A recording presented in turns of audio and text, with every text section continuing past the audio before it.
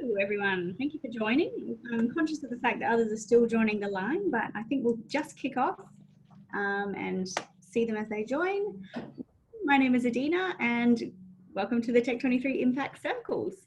Now it's wonderful to have you join us for what's sure to be a great conversation exploring Built with Biology, Australia's future bioeconomy. As is custom, I would first like to acknowledge both the Gadigal people of the Eora Nation and the Bunwurrung and Woiwurrung Wurundjeri people of the Kulin Nation, the traditional custodians of the land where the Slattery's team meets, works and creates. We pay our respects to the elders, both past, present and emerging.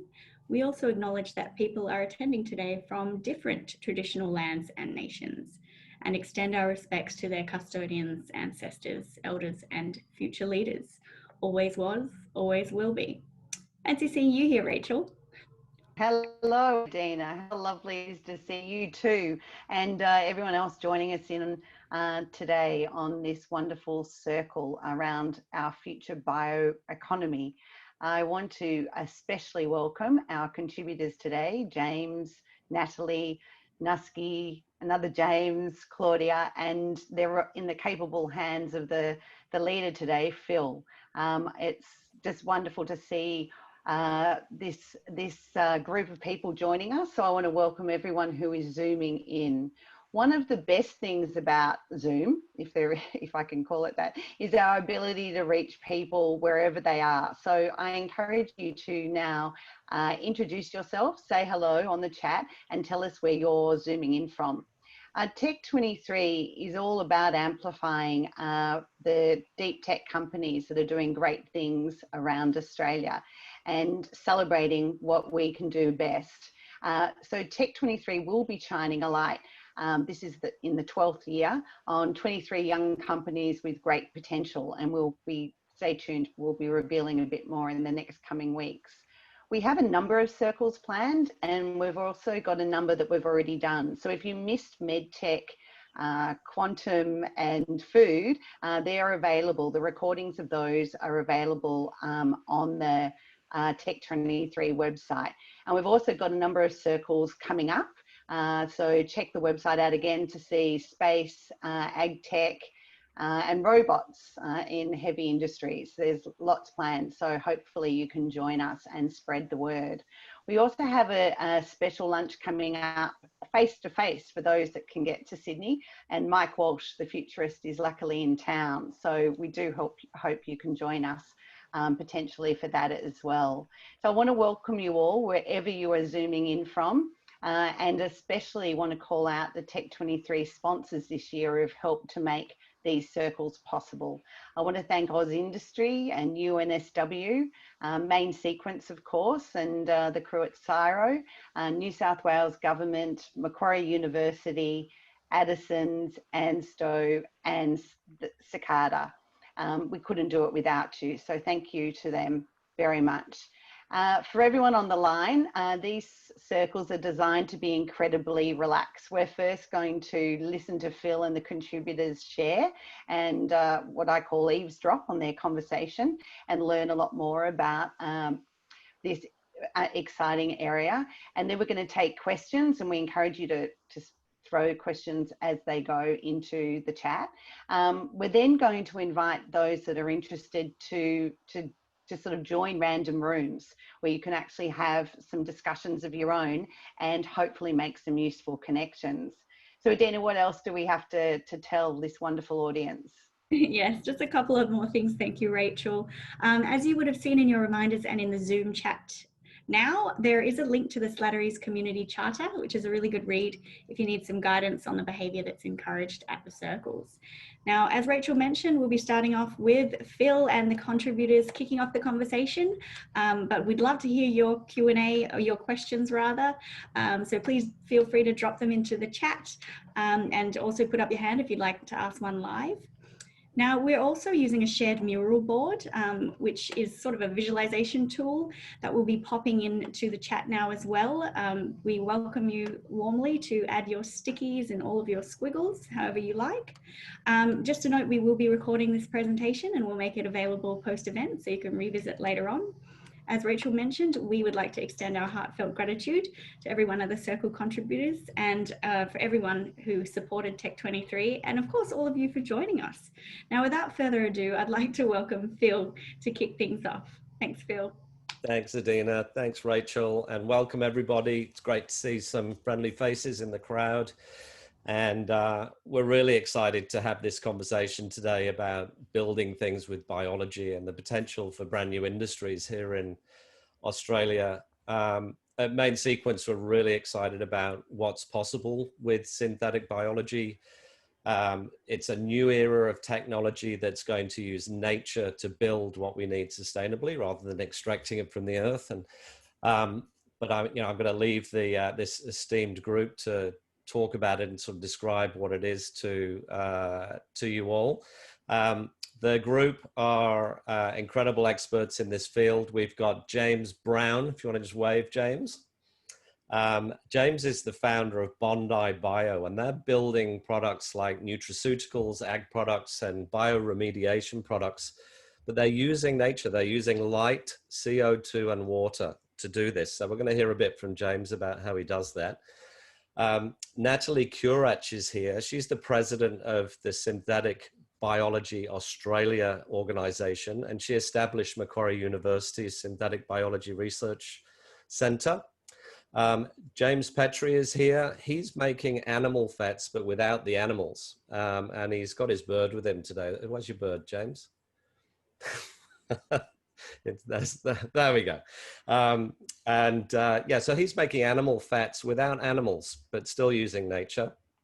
We've got Nusqe Spanton here, who's the founder of Provectus up in Queensland. And Provectus is making whole new biological products using algae. And he effectively makes nature better with what he does at Provectus. And you'll be fascinated to hear his story.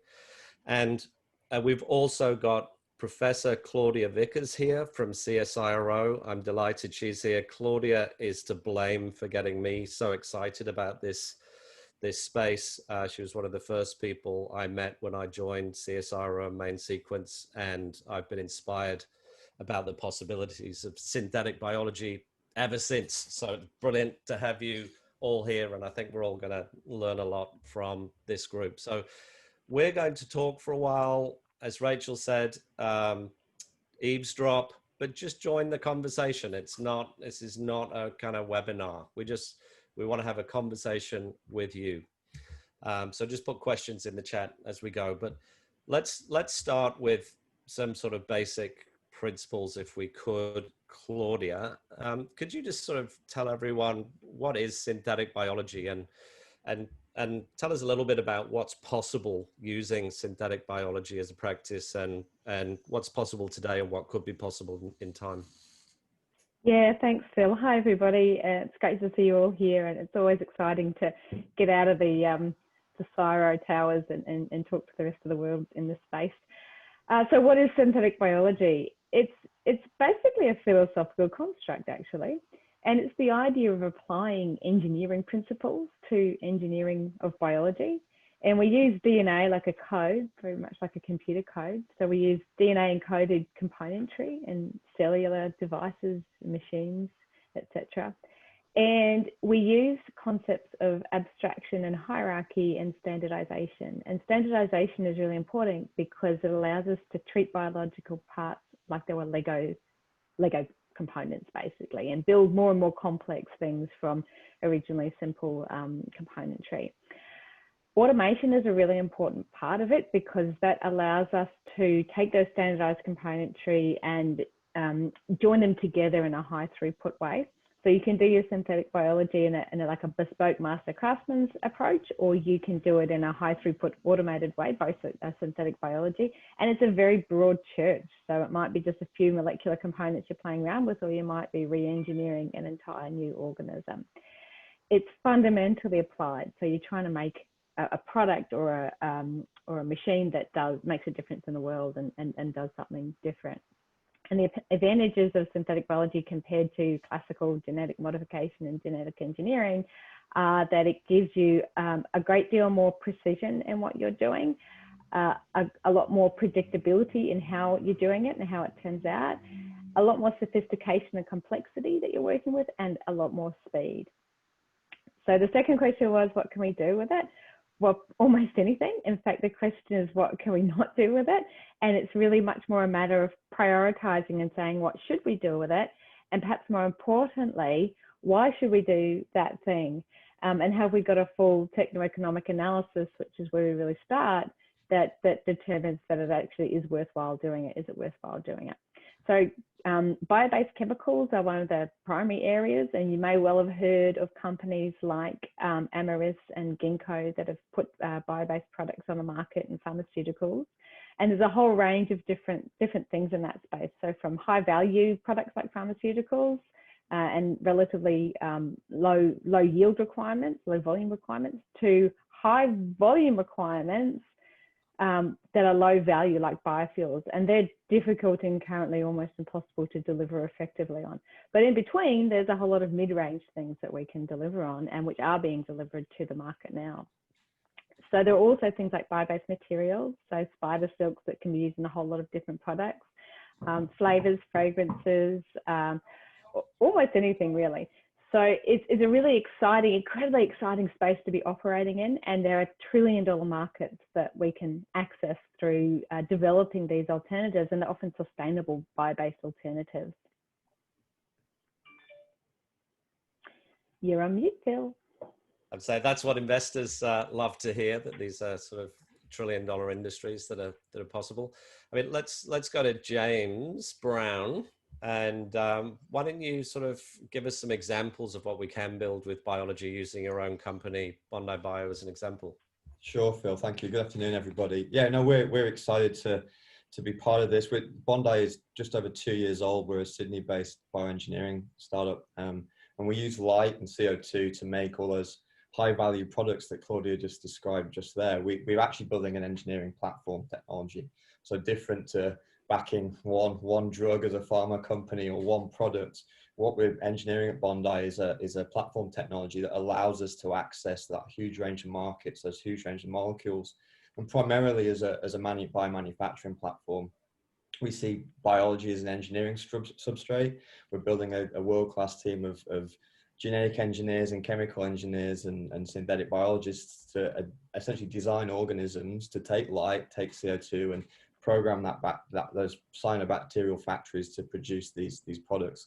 We started out looking at high value molecules like flavors and fragrances, nutraceuticals, high value materials, but we've got a longer term view of essentially solving problems for people using biology, and that might be a bioremediation of a waste stream, whether it be CO2 or heavy metal contaminated agri or food waste, for example. It might be that we can engineer in insecticides and pesticides into useful symbiotic bacteria that you can spray on your crops. So I think in the medium and near term, Bondi is basically focusing on producing these high value products at scale, eating carbon and using useful resources like light and space and water that Australia has plenty of. And in the longer term, engineering a crack team of engineers and the platform technologies and methods that we need to address those problems to solve our clients' issues there, where we can really exploit the power of biotechnology as a technology platform. Now, you mentioned bioremediation there, and Claudia told me a very inspiring story once about a theoretical use of synthetic biology that kind of is this sort of jellyfish type thing. Can you remember the story that I'm talking about? Yeah, Claudia? It's one of my favorites. Would you mind sharing that with everyone? Because I think it's a great illustration. Jellyfish-like pseudo-organisms for environmental remediation is what the project's called. And it's just unbelievably cool. It's one of my personal favorites. So the idea is the problem so you start with a problem, right? Because it's an engineering solution. So what you're trying to do is get your remediation thing to where in the waterway the problem is, and the concentrations are going to be different everywhere. So you need to somehow have a mobile molecular machine that gets from where you put it in, which might be at the other end of the lake or the river or whatever, to where the actual problem is.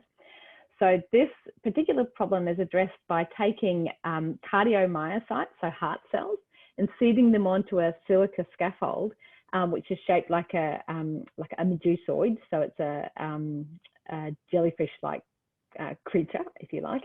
And then you engineer the heart cells to beat at different beat rates, because heart cells beat, and you control the beat rate based on the concentration gradient. So as the concentration increases, the beat rate goes faster, and the organism at the front, and the organism starts to move then through the liquid medium, through the water to towards the highest concentration. And then once the concentration is high enough, a detoxification module triggers. And they're targeting things like organophosphate pesticides, cocaine, believe it or not, and other interesting things you find in waterways all through cities. So this is a really amazing project. And when it came across our table, I sort of looked at it and went, this is well into the realms of science fiction. We're going to fund this.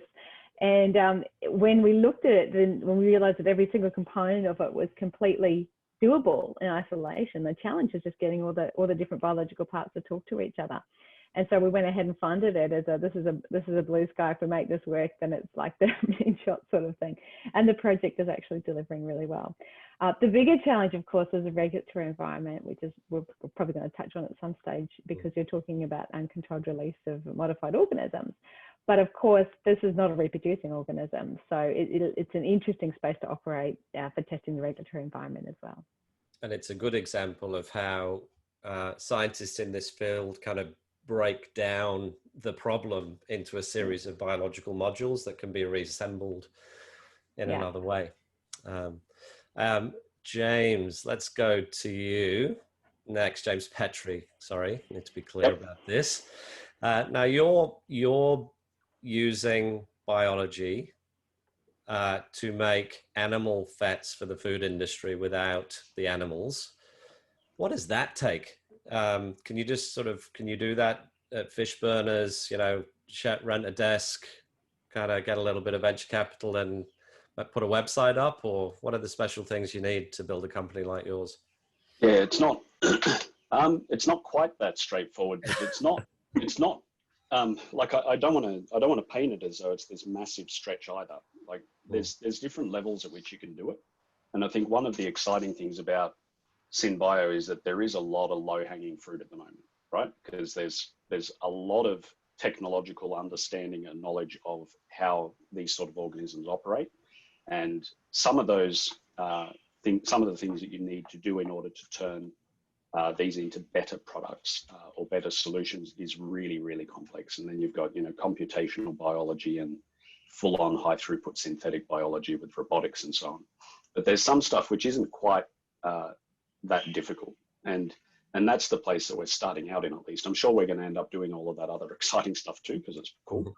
And that's where you can really fine-tune the organism. But at the moment, to take a step back, the way we look at synthetic biology in Nourish is that it is a tool to deliver specific products. Now, the products that we're looking at are if you bite into one of these new burgers that have plant protein in them, you get that alternative experience as well as the alternative protein, right? You know it's not the real thing.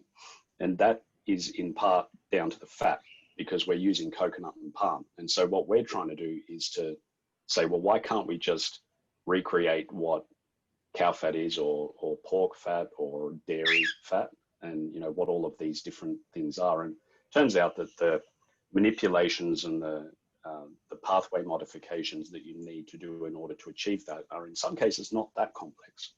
And so we're taking a halfway house, I think, between metabolic engineering, the more traditional GMO approach, and SynBio.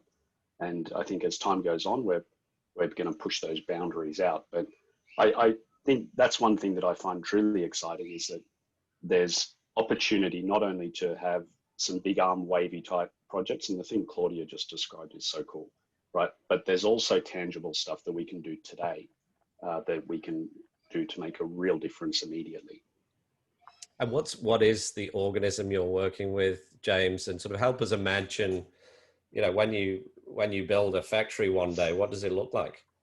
So it looks like a big brewery, right? It's just a brewery. So you can do the stuff that we're doing. Some of the lipids that we're developing, you can produce in in fact, brewer's yeast, Saccharomyces cerevisiae. And others, we use an oleaginous or an oily yeast, and that is Yaroia, right? And so Yaroia, it's a fascinating organism. You know, when people are using synbio to produce proteins, there's a bit of a hurdle there because you have to engineer the organism to want to make protein. And, you know, that's not naturally what it does in high volume.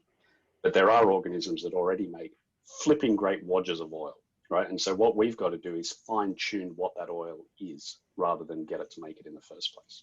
Yeah. So, I mean, what it looks like is big fermentation tanks, and this is medieval technology in a sense. You know, this is fascinating crossover between the medieval how to produce food and this cutting edge of exactly what the organism that you're using. And that's the only difference. And really, it's actually quite a slight difference when you look at the genetics of it. Now, Claudia wrote a great piece on the conversation, which is a good starter kit for everybody, that says to feed the world in 2050, we need to build the plants that evolution didn't.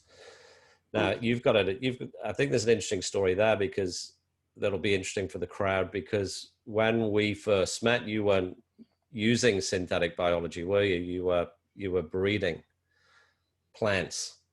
And you sort of learned that there's a different business model characteristic between a plant-based model and using synthetic biology. I think that'll be interesting to share.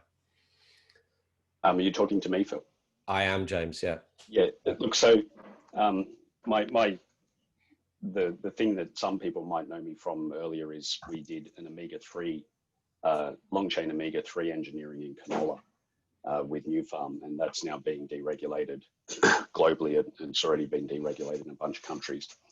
It just takes so long, right? Plants take so long. They're fantastic production platforms, but the problem is that the timeframes are just huge. And in the terms of a VC type model, or even just industry these days, it's just so fast paced that you don't have a decade to wait for your product to come to market. And that's where fermentation has the edge, because at least in oils, I don't think it's ever going to be quite as cheap as plant-based production platforms, but it is an order of magnitude faster to develop. And that's really exciting, because you can turn around within a week an experiment that in a plant might take a year. And being able to get from proof of concept or even thought of concept right through to a demonstration product in, you know, just a couple of months is, yes, it's something else. It's really opened my eyes. Yeah. Thanks, James. I think that's a good story. I actually met a company last week that is, the product they're selling is improved photosynthesis in plants. But the way they do it is they take it out of the plant, they do all the development work in the yeast, and then they put it back in the plant, which I thought was, I hadn't even thought that was possible. I thought that was interesting. But now, Natalie Curach, I'm going to go to you now, because I think the most important thing that this community needs to understand is when you start knocking on doors and saying, so what's going on in synthetic biology and who are the interesting people?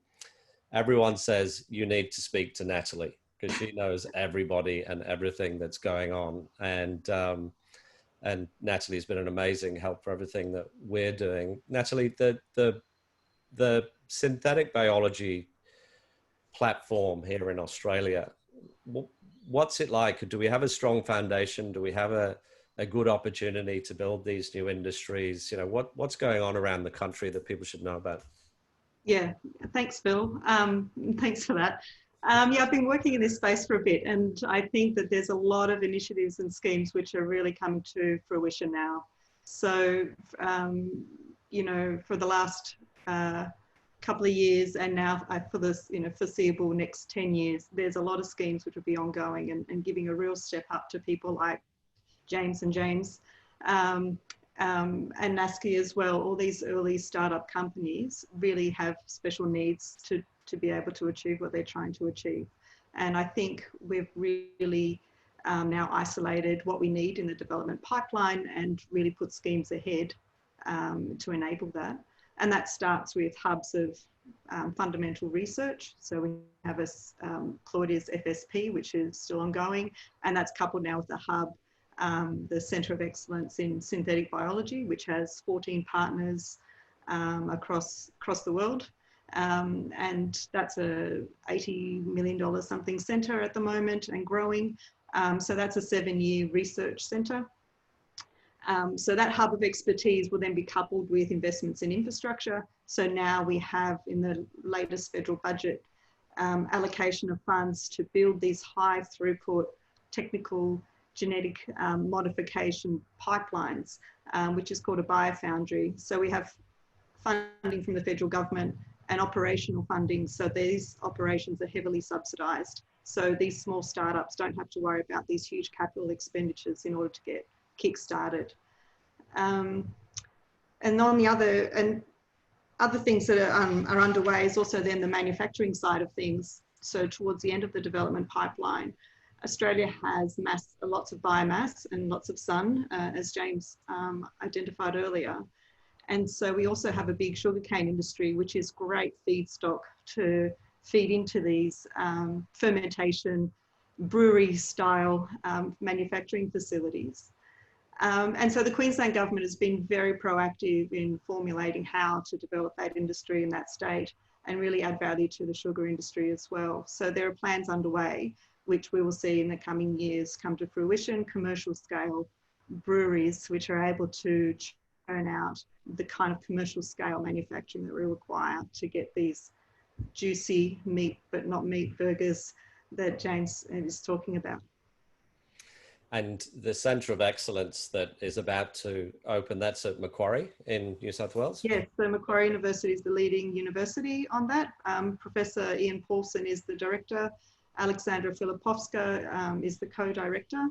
And it's, yeah, I think it's 6 Australian universities are involved in the centre. So it's quite a national effort. Very exciting. Now, just before we go to Nusqe, oh, sorry, did you have something else, Natalie? No, you're cool. Okay. Just before we go to Nusqe, Claudia, can you just talk a little bit about the activity in Queensland that Natalie just touched on? Because it feels like there's a lot happening there. Yeah, there really is a lot. And thanks for that lead in, Natalie.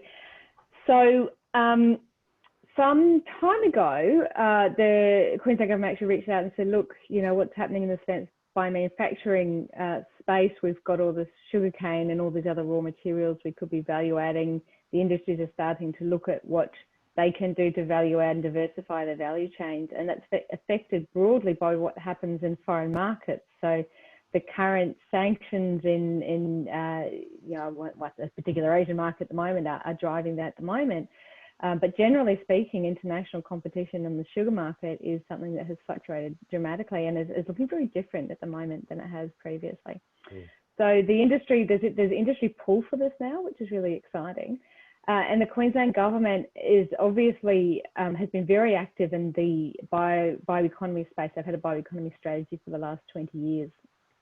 And they now have been working on examining the pipeline for getting technologies out of universities, out of CSIRO, and delivering to the market. And we did a piece of work with them where we looked at this pipeline and looked for gaps in that pipeline. And there were 2 specific ones that are topical and worth mentioning here. So one is in the scaled manufacturing, so contract fermentation. So getting enough fancy breweries at large enough scale to get enough reasonable product on market. And that's actually a limitation all around the world. And we're talking with companies now, quite a few Bay Area companies actually, who are interested in coming into Australia and setting up to access that feedstock capability and that engagement from the Queensland government. They're looking for joint venture models to get this capability in place so that Queensland and more generally Australia can leverage off this more effectively. And there are a whole lot of reasons why there's value there. So there's access to Asian markets. We're in the same time zone. We have the feedstock availability.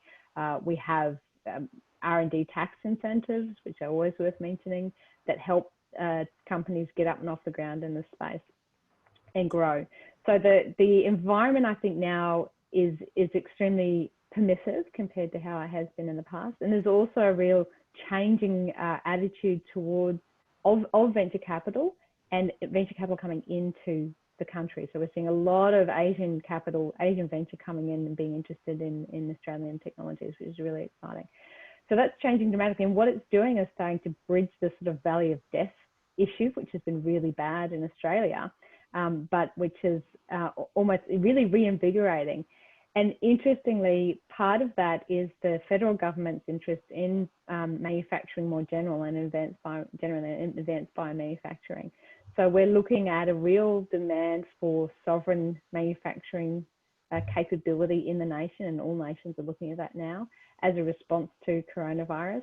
We're also looking at this unique period in time where our vulnerability to biology and also the ability of biology to provide solutions to that vulnerability is really being recognised, and the policy environment is changing to help support and drive that. And there's a lot of political will. It's a very interesting question about how and where that political will be harnessed going forward. And I think there are a lot of fantastic exportable opportunities coming out, especially in the low-hanging fruit that James brought up and various other people have mentioned, but also in the long-term engagement route, because in a lot of these spaces, it's patient venture that needs to be, and patients generally across the innovation sector that needs to be in place.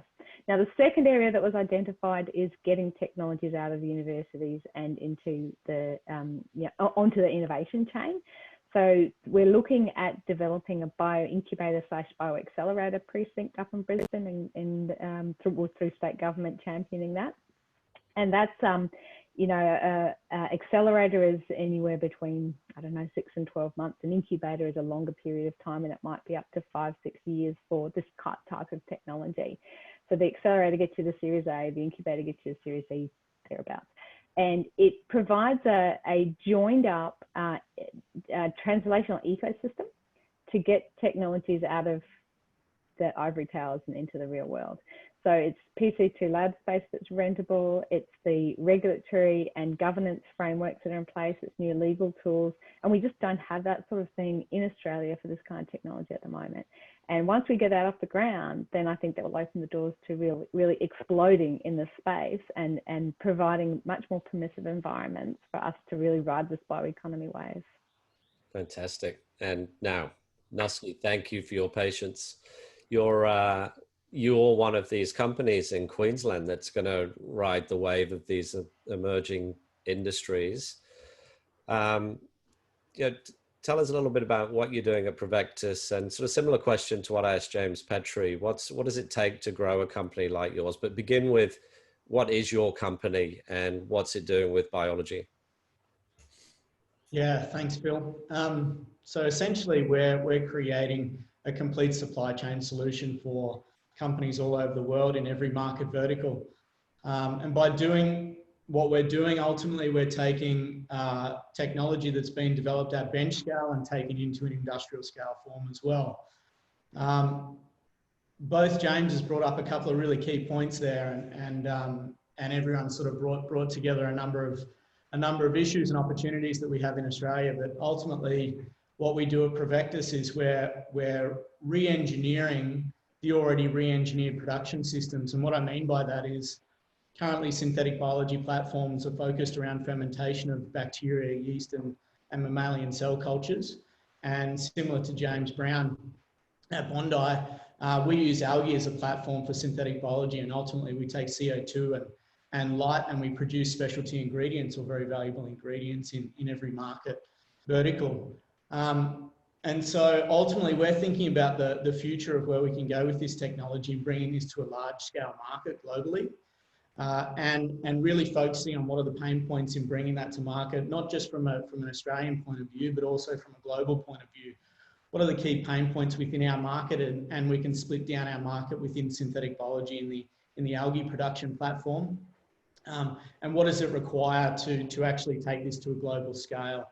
And that comes to the point of what Claudia sort of brought up there with the manufacturing capabilities and being able to scale this.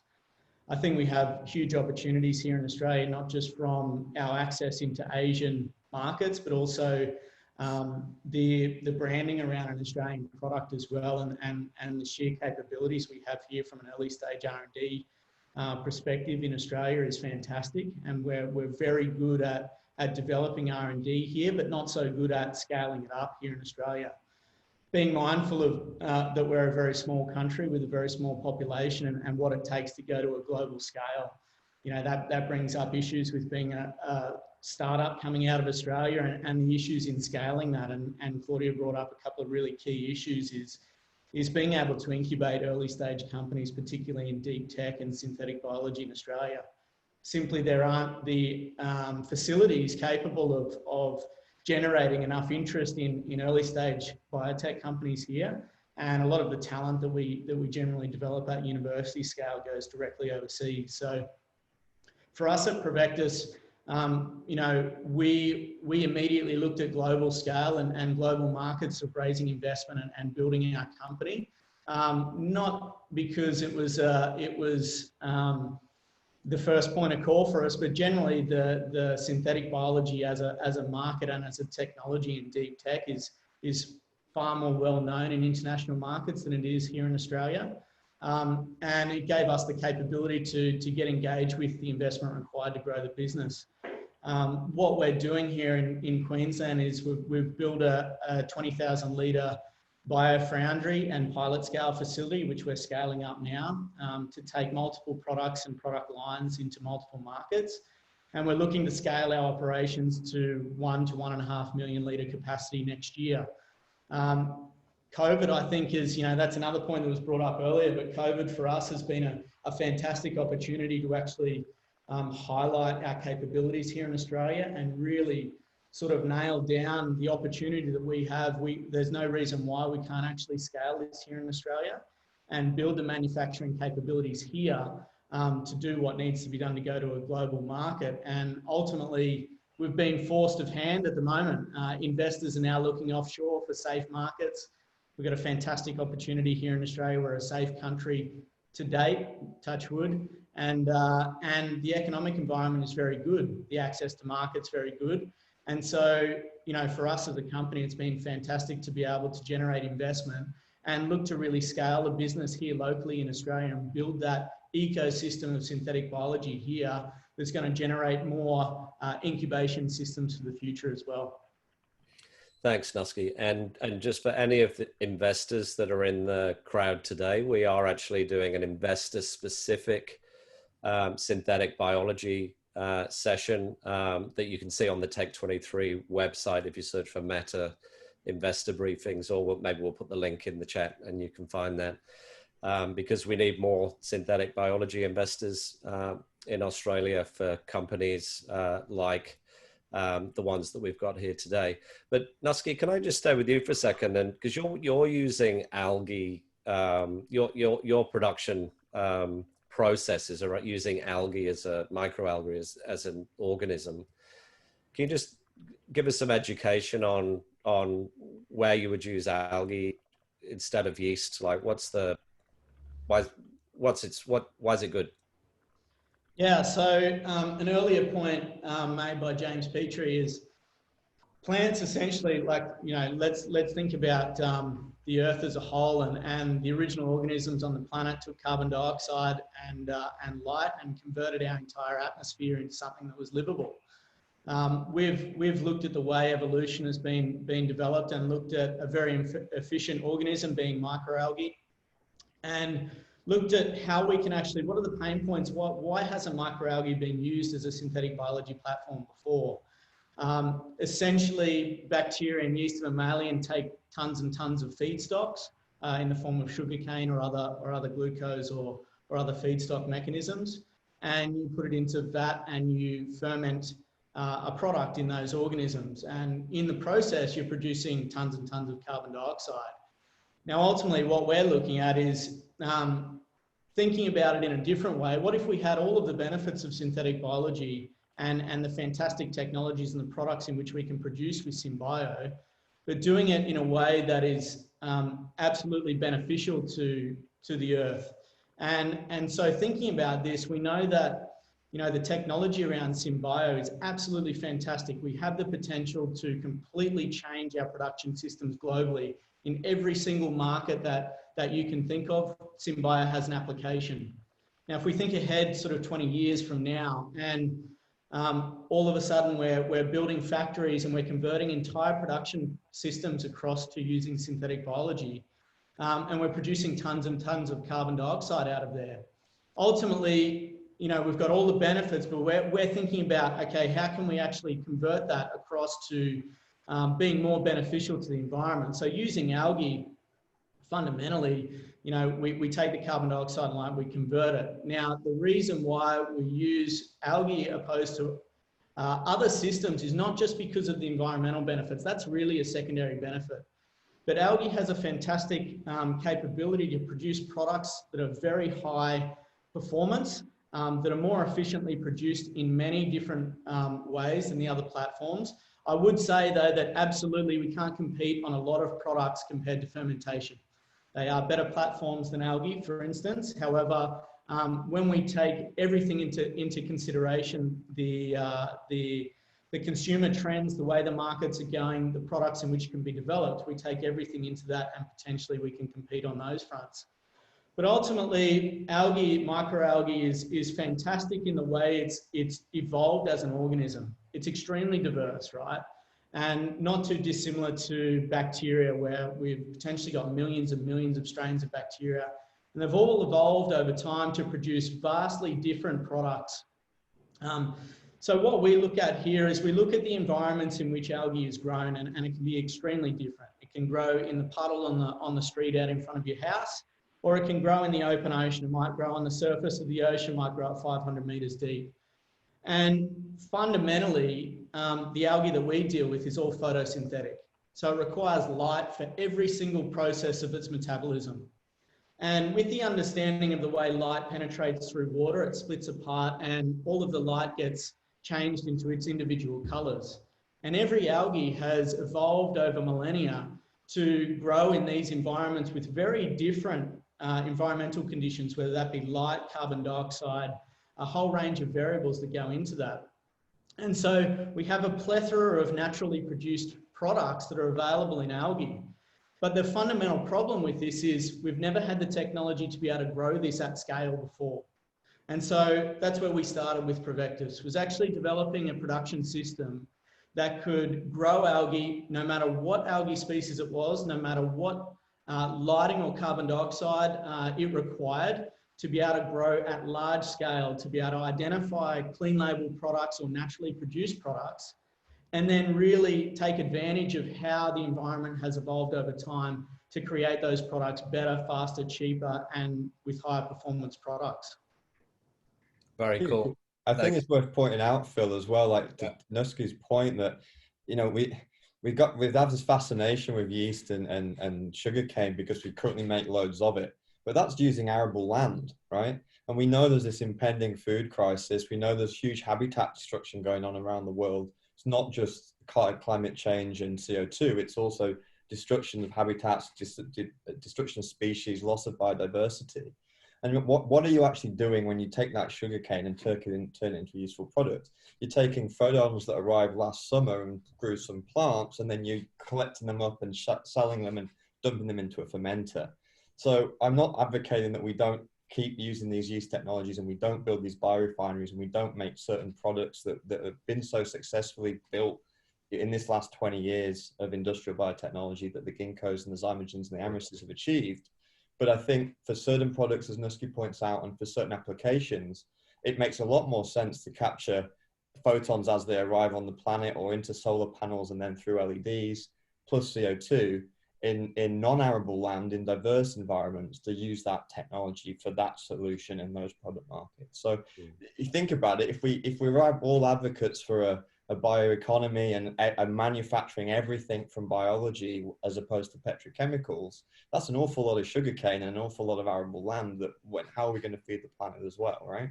So it's this daft thing where, you know, you're currently collecting all this sugarcane and turning it into a 0-calorie sweetener to put into your coffee. Just think about that for a while. I'm like, does that make a lot of sense in terms of what you're trying to do? So we are, as I'm sure Nusqe is, excited about the application of photosynthetic technology in the right scenario.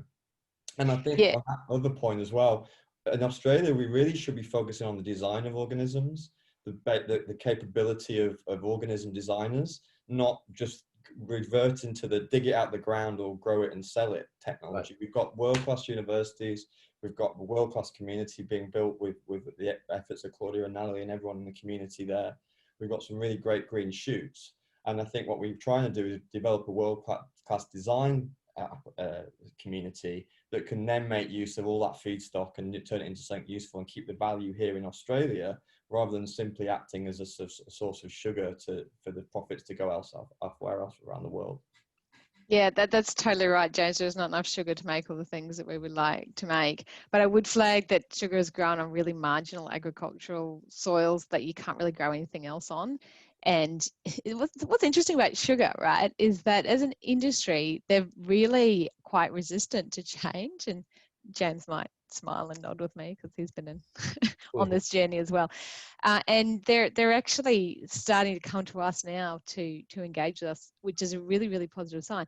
The other thing about it is it's relatively easy to grow sugarcane on your marginal soil that you can't grow very much on, because you can put it in the ground and then go fishing for quite a long time. So it's quite difficult to convince people to grow something else under that kind of a business model. So I think we're going to be producing very large amounts of sugarcane in Australia. We're around the 5 million tonnes per annum of sugarcane, 85% per annum, and 85% of that is exported as a commodity chemical, at a commodity chemical price. Basically, that's what sugar is. It's traded on the stock market as a commodity chemical.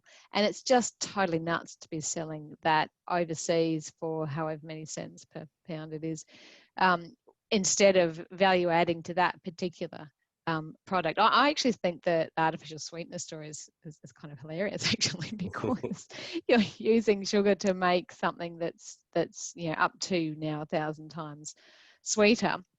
And the interest in the sugar industry has come from that because of the anti-sugar movement, and they're worried about losing market sectors as a response to that. And I think it's a good use for sugar to turn into something that's not quite such a problem.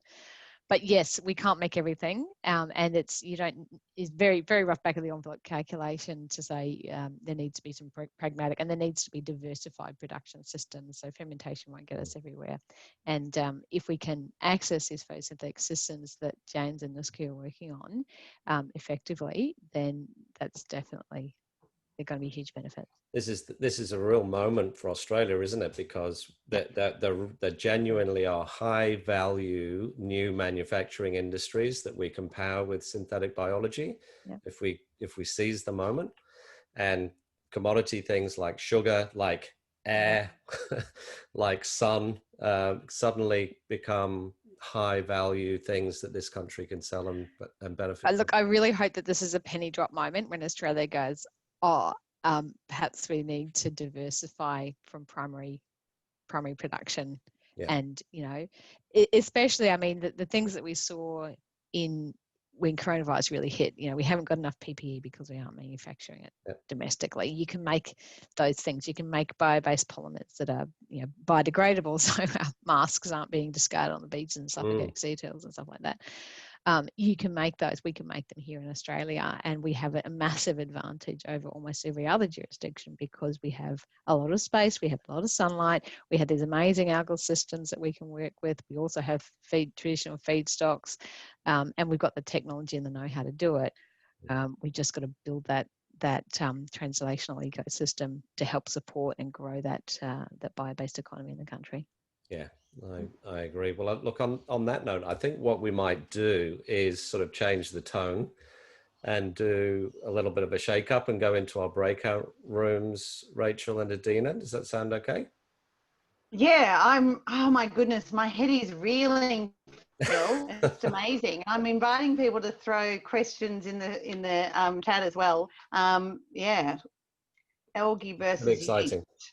It is very exciting. So I want to thank the contributors for kicking off what is just really an amazing conversation, and invite people. We're going to break into random discussion groups for those that can join. This is a great way to just have informal conversations, introduce yourself, follow the prompts, and if you want to come back to the main room at any time, that's fine. So hopefully you'll make a few connections as well. But thank you, contributors. And for those who have to drop off, please look out for the recording and share it far and wide, because I think, yeah, that was really fantastic. From octopuses to algae and yeast and sugar, it was great. So yes, we'll break into small groups now. See you in a group soon. See you in a minute, everyone.